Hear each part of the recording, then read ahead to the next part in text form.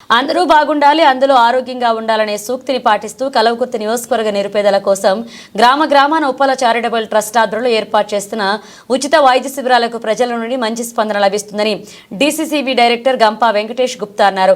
బుధవారం కట్టాల మండలంలోని మద్విన్ గ్రామంలో 3 రోజుల పాటు కొనసాగుతున్న ఉప్పల చారిటబుల్ ట్రస్ట్ ఆధ్వర్యంలో నిర్వహిస్తున్న ఉచిత వైద్య శిబిరాన్ని మాడుగుల పిఎస్సిఎస్ చైర్మన్ తిరుమల రెడ్డి, మాజీ జడ్పీటీసీ జరుపుల దశరథ నాయకులతో కలిసి సందర్శించారు. Uppala charitable trust chairman Venkatesh ఏర్పాటు చేసిన ఈ ఉచిత వైద్య శిబిరంలో సుమారు 330 మందికి వివిధ రకాల పరీక్షలు నిర్వహించి ఉచితంగా మందులు పంపిణీ చేయడం జరిగిందన్నారు. ఉప్పల చారిటబుల్ ట్రస్ట్ అధినేత అయిన మన తలకొండపల్లి మాజీ జడ్పీటీసీ అన్న ఉప్పల వెంకటేష్ గారు, అదేవిధంగా కర్తాల్ జడ్పీటీసీ వారి ట్రస్టు రాధాకృష్ణ చారిటబుల్ ట్రస్టు వీరు ఉమ్మడి ట్రస్టుల ఆధ్వర్యంలో కర్తాల్ మండలంలో ఈ రోజు నుంచి దరిదాపుగా 14 సెంటర్లు హెల్త్ క్యాంపును నిర్వహించడం జరిగింది.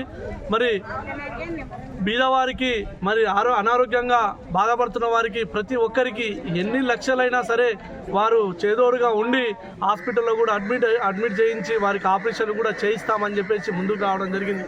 మరి చాలా సంతోషకరం. ఎంతో డబ్బు ఉన్నా సరే